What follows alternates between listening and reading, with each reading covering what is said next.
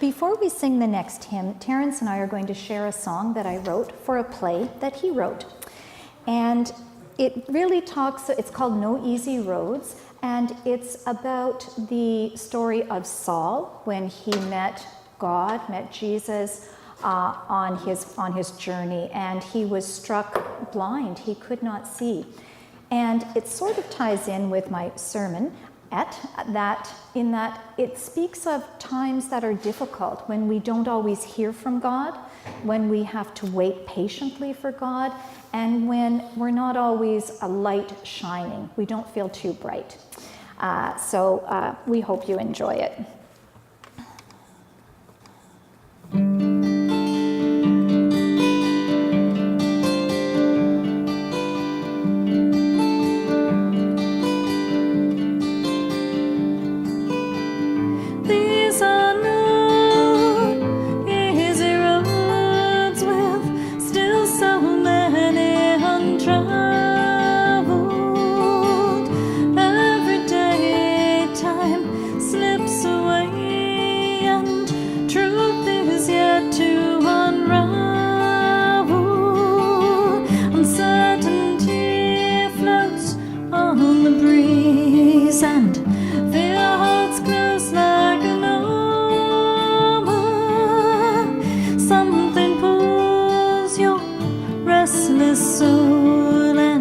Sets your mind captive free.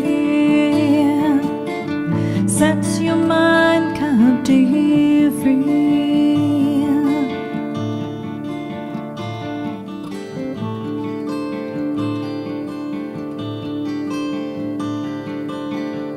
Night reveals what the day conceals, so you'll find no refuge here. Mind is sewn with threads of hope, but doubt makes your pathways unclear. Twist and turn as your memories burn shadows into your dreams, haunted by what you fear is right. Truth just won't let you be. Truth just won't let you be.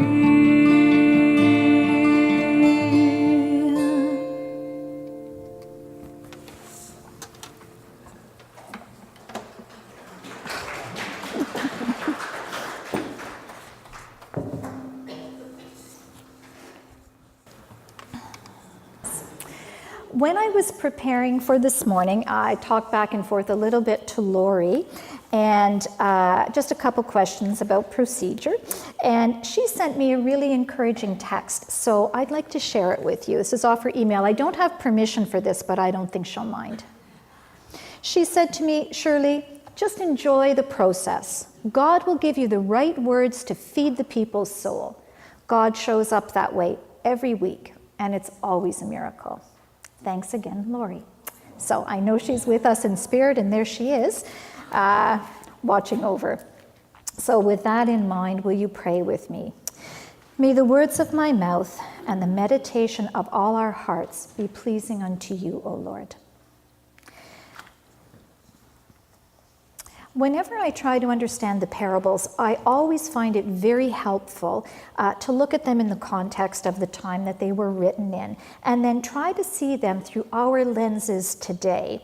I ask the question, what message might Jesus be asking us to take away from this parable? So I started off with Googling first century Jewish wedding ceremonies, and I found this description of what a wedding might be like. And it's going to sound familiar because in the Middle Eastern countries, many of them, and I think in South America as well, they follow a similar type of procedure for weddings. So it told me that the bridegroom with some of his close friends would leave his home to go to the bride's home, where there would be various ceremonies. Then at nightfall, there would be a procession through the streets going back to the groom's home. The 10 virgins or the bridesmaids who have been assisting the bride are expected to meet the groom as he comes from her house. The festivities, which might last several days, would normally get underway at the groom's home. Now, everyone in that procession was expected to carry his or her own torch. Those without a torch might be assumed to be party crashers or even a bandit. So the torch would either be a lamp with a small oil tank or a wick or a stick with a rag soaked in oil at the end of it, and it would require occasional re-soaking just to maintain that flame. So in the parable that Terence read, it probably seems clear to us that the bridegroom is Jesus and the bridesmaids are us. We've been invited to a celebration and we're asked to do just two things. We need to be prepared and we have to be patient because we have been asked to wait. All we need to do is to make sure we bring a lamp and have enough oil until that bridegroom arrives. Seems a simple enough task, not too much to ask. However, the bridegroom doesn't show up when he's supposed to. He's taking too long, so long in fact, we doze off, we fall asleep. And to make matters worse, there are consequences. If we don't do what we're asked to do, we're not going to be invited into the celebration, and our host might say, he doesn't know us. And I have to say that whenever I've heard this parable in the past, I've always felt a little bit worried. So it gave me a bit of angst whenever I saw that that was up for the lectionary reading for today. I always found that the message seemed a little bit harsh. I certainly didn't want to be one of those 5 foolish bridesmaids who didn't have the good sense to bring enough oil to keep my lamp burning, and I certainly didn't want to be found sleeping on the job.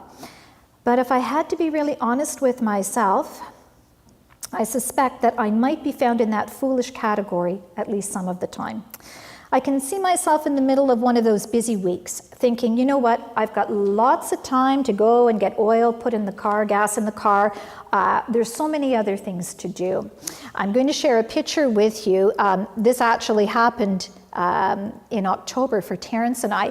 There we are. Looks like we may be dressed up for a first century Jewish wedding ceremony, but in fact it was for the Festival of Lights. A good friend of Terence's, his name is Omar, he invited us and we thought would be really nice for us to honor the tradition of the Festival of Lights and honor the people that had invited us by wearing a traditional type of costume.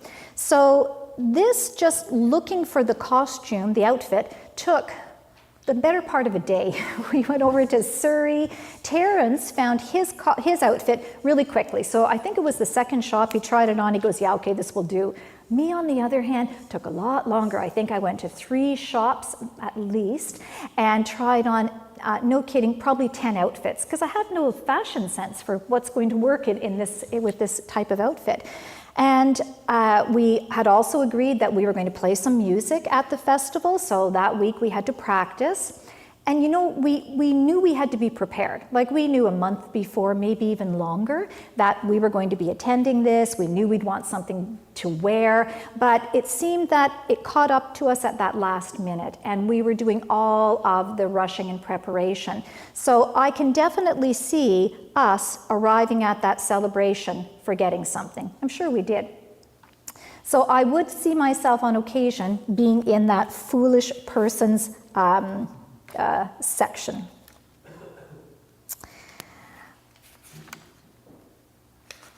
I guess the other thing, you know, sometimes if I've forgotten things, I'm always relying on other people. So I would imagine that if I had forgotten my oil for my lamp, I would probably say, oh, you know what, Anne is so nice. She'll lend me some of hers. Sandra or Nancy, I know I can always count on people here to share what they have with me.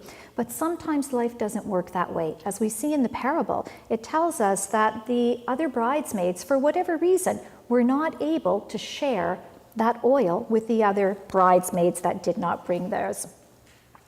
So not sure if this is a familiar picture to any of you, but I see it on occasion on my dashboard. Even though I know there are dire consequences when that yellow gas tank lights up, I'm I know it's time. And I guess I'm so familiar with my car, I think, oh, I know I have a few more kilometers and I can fill that tank up. So I procrastinate, right? It's raining.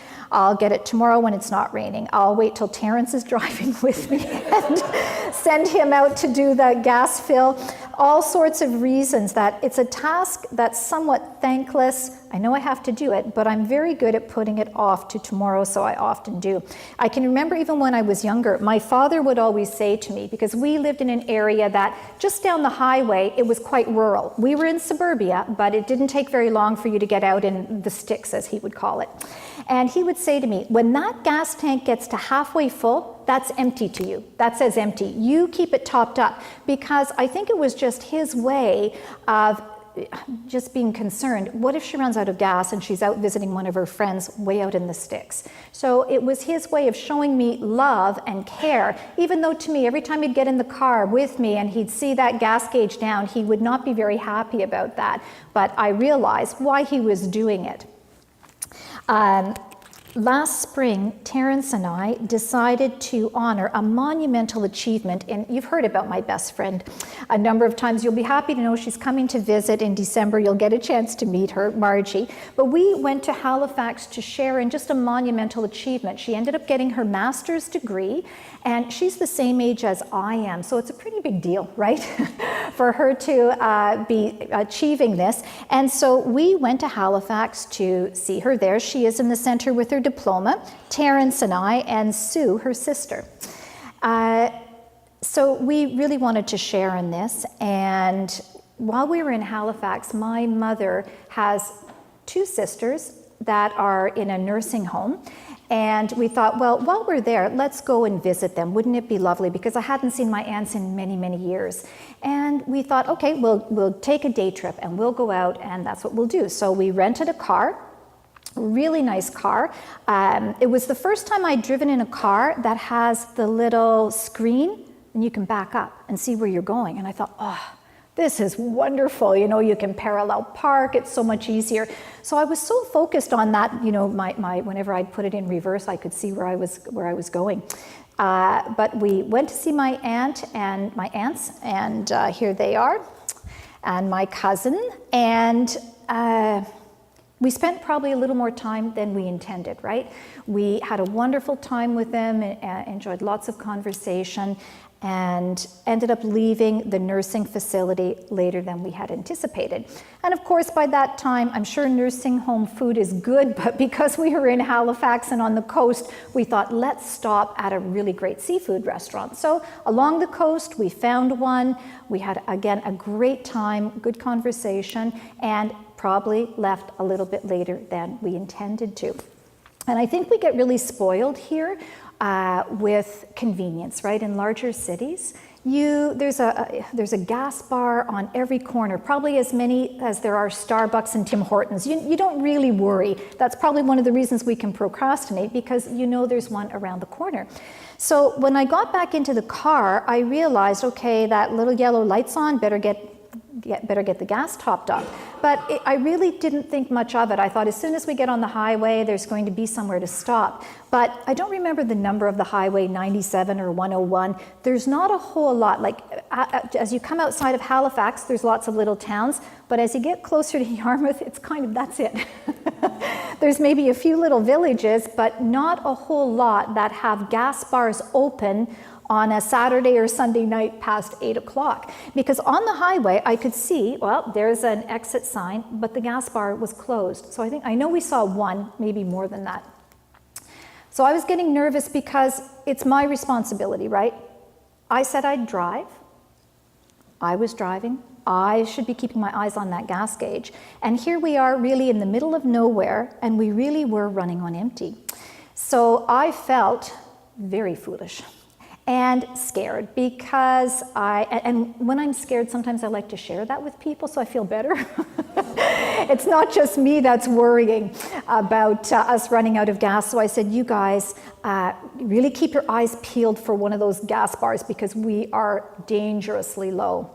So that drive between Telling everyone and getting to the gas bar was nerve-wracking and very long, right? It probably didn't take that long, but to me it seemed like we drove for another hour looking for a gas bar. Finally, I think all at the same time, we said, there's a gas bar sign. So we pulled off, and as we got up to the gas bar, the lights are out.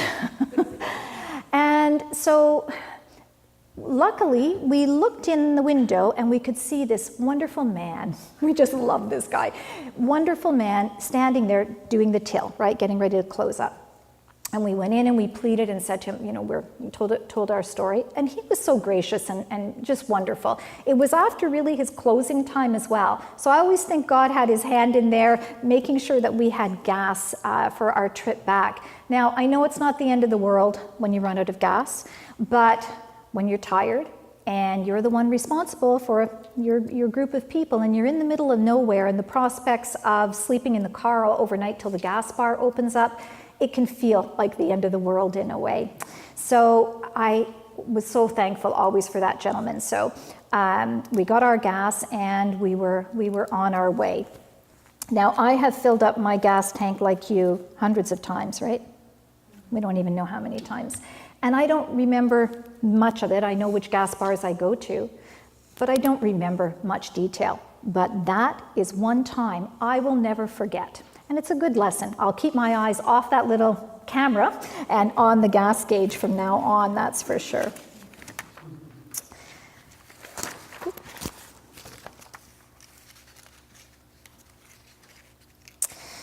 So we had planned for that celebration in Halifax and reuniting with my mother's sisters and my cousin for quite a while. Everyone was happy. They were thrilled. Even the people in the nursing home were quite excited. I don't think my aunts and my cousin get a whole lot of visitors. They're the remaining children in the family. And so it seemed like such a big deal that we were there, People were so happy. The nursing home staff were pleased to see us, treated us very, very wonderfully. And it just made me think, that I almost didn't get to enjoy that celebration fully because I didn't have enough oil in the tank. And had we run out of gas that night, it would have kind of spoiled the day for me a little bit, and I wouldn't have had the fullness of what God had ready for me. I think that Jesus, in this parable, is just asking us to be prepared and patient so that we can join in the celebration he's making ready for us. Keep some oil in your tank. There are times when we find ourselves sorely unprepared, times when we've lost our focus, we mix up our priorities. God calls each of us by name, and he has specific tasks that are just for each one of us. No one else can do them for us. We have to do it for ourselves. We can't ask for help. It's a work God is doing in you and in me, and only we can do that work. We really can't ask another bridesmaid to give us what God has asked us to have ready. Perhaps one of the most difficult things for many of us is to be patient while we're waiting on God, especially when there's not too much evidence that our prayers are being heard or that things are going to change. Even when we believe, the wait can be very hard. It's easy to fall asleep before the celebration even begins. God asks of us only what we can do. He knows we are imperfect, and he offers forgiveness when we're foolish. He does, however, want to prepare us for this celebration, and he wants us to have enough oil in our tanks to keep burning. There have been many times in my life, and maybe in yours, when you feel like you're running on empty in different areas of life. Yet even when the lights are out, and everything seems closed to you, there's always that special attendant there waiting to fill up our tank and send us on our journey. How amazing is our God. Amen.